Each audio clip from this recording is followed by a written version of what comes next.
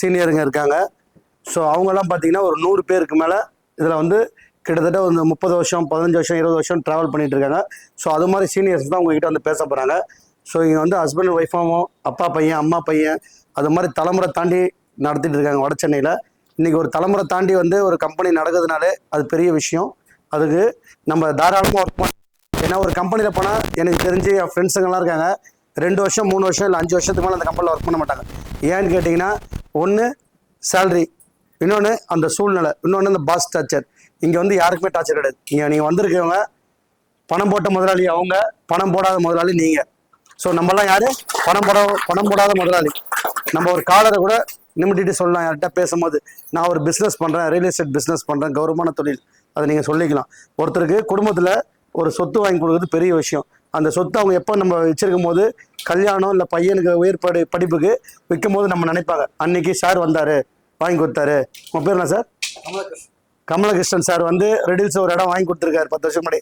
இன்னைக்கு அது விற்கும் போது பல லட்சத்தில் விற்கும். அப்போ என்ன நினைப்பாங்க? கமலகிருஷ்ணன் நினைப்பாங்க. அப்போ அது புண்ணியம் நம்மளுக்கு போய் செய்கிறோம். ஸோ நம்ம செய்கிற தொழில் ரொம்ப புண்ணியமான தொழில். ஓகேங்களா? ஸோ நம்ம வந்து இந்த தொழிலை வந்து செய்கிறதுக்கு நம்ம வந்து என்ன சொல்லுவாங்க, நம்ம வந்து ஒரு கியூரியாசிட்டியாக தைரியமாக இருக்கணும். ஸோ இந்த தொழில் வந்து பண்ணலாமானவா யார்கிட்ட போய் பேசணும். முதல்ல வந்து தயக்கத்தை விடணும். இந்த தொழில் தொடுகிறதுக்கு இப்போ நான்லாம் போவேன். ஃபர்ஸ்ட்லாம் இந்த கம்பெனியில் ஜாயின் பண்ணுவோம். உங்கள் இடத்துல வந்து உட்காரும் போது ட்ரெயினில் வந்து எனக்கு சீனியர் நோட்டீஸ் கொடுப்பாரு. அப்போ போய் நான் நோட்டீஸ் கொடுத்து வைக்கப்படுவேன். சார் நான்லாம் நோட்டீஸ் கொடுக்க மாட்டேன் சார். நான் அப்போ வந்து இப்போ எனக்கு வயசு 41, அப்போ எனக்கு 18 வருஷத்துக்கு மேலே என்ன பண்ணுறேங்க. அப்போ வந்து நான் வந்து போக மாட்டேன், நோட்டீஸே கொடுக்க மாட்டேன். திடீர்னு யாராவது லேடிஸ் கொடுக்கலாம் வந்து நான் நோட்டீஸ் இப்படி கீழே போட்டுருவேன். இப்படி திப்பாடி எங்கள் ஓனர் வந்து கேட்பாரு, இன்னும் நோட்டீஸ் கீழே போட்டேன் சார், எல்லாம் கும்பலார. அப்போ வந்து அதை நம்ம பண்ணக்கூடாது. ஏன்னா நம்ம இந்த தொழில் வந்து தெய்வமாக நினைச்சோன்னா கண்டிப்பாக கொடுக்கும். ஏன்னா இதில் வரோம், என்னடா வந்தோன்னே ஜாயின் பண்ணாங்க, மீட்டிங் உட்கார வச்சாங்க, டக்குன்னு நம்ம சேல்ஸ் வரல, 1 மாதம் கஷ்டப்பட்டோம், என்னடா சேல்ஸ் வரல அப்படின்னு நினைக்கக்கூடாது. 3 மாதம் கஷ்டப்படணும் அதுக்கு. ஓகேங்களா? நீங்கள் போட்ட உழைப்பு கண்டிப்பாக வீண் போகாது. 3 மாதம் ஏன்னு நான் சொல்கிறேன், என் லைஃபே நான் சொல்கிறேன். இந்த பெரம்பூர் ஐயப்பங்களில் நோட்டீஸ் கொடுத்துருக்குறேன். சும்மா ப்ராக்டிஸே கொடுத்துருந்தார். நானும் எல்லா இடத்துலையும் கொடுப்பேன். நோட்டீஸ் கொடுத்துட்டே போயிடுவேன். என்னடா அது நோட்டீஸ் கொடுக்குறோம் போகிறோம் வரோம், ஒருத்தர இடம் வாங்க மாட்டாங்க, தெரிஞ்சவன் வாங்க மாட்டான், பேசாமல் விட்டுட்டு நம்ம வேலையை பார்ப்போம்னு வேலைக்கு போயிட்டு இருக்கேன்.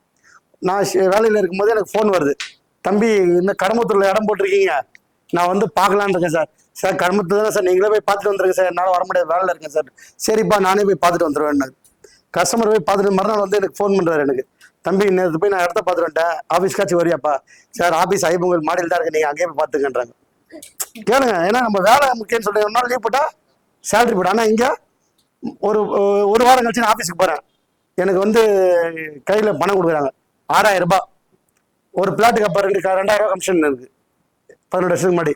அப்போ 6000 ரூபாய் வாங்குறேன். நான் எவ்வளோக்கு சம்பளத்துக்கு போகிறேன்? 5000 ரூபாய்க்கு சம்பளத்துக்கு போகிறேன். அப்போ எனக்கு முதல்ல ஒரு கவரில் 6000, என்னடா 1 மாதமாக போகிறேன் 5000 வாங்குறான், ஒரு வாரத்துக்கு கால் பண்ணால் தெரியும் கடவுள் பார்த்து 6000 ரூபா சேலரி கொடுக்குறான் அப்படின்னு நினச்சேன். அப்போ தான் முடிவு பண்ணேன், சரி இதை நம்ம மதிச்சா நம்ம மதிக்கும். அன்னையிலேருந்து நோட்டீஸு எங்கே பார்த்தாலும் கொடுப்பேன், கையில் எப்போ பார்த்தாலும் நோட்டீஸாக இருக்கும். ஸோ நீங்கள் அதனால தயங்காதீங்க. நான் எப்போ நான் வேணான்னு சொல்லிட்டு விட்டு போனாலும் நம்மளுக்கு போட்ட விதை எங்கேயோ ஒரு நோட்டீஸ் யார் மூலியமாக பார்த்து கோயிலில் பார்த்து கூப்பிட்டு நமக்கு பண்ணுறாங்க. அது மாதிரி நீங்கள் தயங்கவே கூடாது. இந்த இடத்துக்கு வந்துட்டீங்க, உங்கள் சீனியர் என்ன சொல்கிறாங்களோ அதை பிடிச்சிங்க. கண்டிப்பாக அவங்க சொல்கிற என்னென்ன டேர்ம்ஸ் அண்ட் கண்டிஷனு, என்னென்ன ஆஃபர், அதெல்லாம் அவங்ககிட்ட கேட்டுங்க, தெரிஞ்சுங்க. அவங்கள கட்டியமாக பிடிச்சிக்கன்னு சொல்ல என்னை பொறுத்த வரைக்கும். அவங்க என்ன சொல்கிறாங்களோ அதை கேட்டு நடந்தீங்கன்னா உங்களுக்கு பெரிய அதிர்ஷ்டம் காத்துட்டுருக்கு. அதனால தான் நாங்கள் எங்கள் ஓனரை பிடிச்சிருக்கோம். 36 வருஷமாக இங்கே இருக்கிறவங்க எல்லாருமே ட்ராவல் பண்ண போகிறோம். தனிகை வளருது. இப்போ பார்த்தீங்கன்னா அவங்க கூடயே நம்ம போனால் நம்மளும் வளர்ந்துடலாம். நீங்கள் நிறைய பேர் தனிகை ஃபேமிலி, ஆமாம் நீங்கள் வந்துட்டீங்கன்னா தனிகை ஃபேமிலி ஜாயின் தான். நீங்கள் எப்போ நீங்கள் ஃபார்மை ஃபில்அப் பண்ணுறீங்களோ ஒரு மார்க்கெட் ரேட்டிங் அப்படியே ஃபேமிலி இணைஞ்சிட்டீங்க. தனிகைன்ற ட்ரெயின் போகுது. அதில் நம்ம சொல்லுவாங்க ஓனரு, தனிகையில் இப்போ நாங்கள்லாம் ஃபர்ஸ்ட் கிளாஸில் போகிறோம் சீனியருங்க, நீங்கள் வந்து செகண்ட் கிளாஸ் வரணுமா 3rd கிளாஸ் வரணுமா, வித்தவுட் ஆச்சு கச்சா விட இந்த ஏத்தலில் விட என் பசங்க வந்துடுவாங்க. ஏன்னா அந்த அளவுக்கு அவங்களுக்கு நான் ட்ரைனிங் கொடுக்க போகிறேன். நீங்கள் எங்கே இருக்கீங்கன்னு பாருங்க, வந்துருங்க. சரிங்களா? சரி, இப்போ அடுத்ததாக பார்த்தீங்கன்னா உங்களுக்கு சீனியர் வந்து நம்ம சைட்டை பற்றி பேசுவாங்க. ஃபர்ஸ்ட்டாக பார்த்தீங்கன்னா நம்ம senior executive director Sivashanmugam sir வர வைக்கிறேன் பேசுறதுக்கு.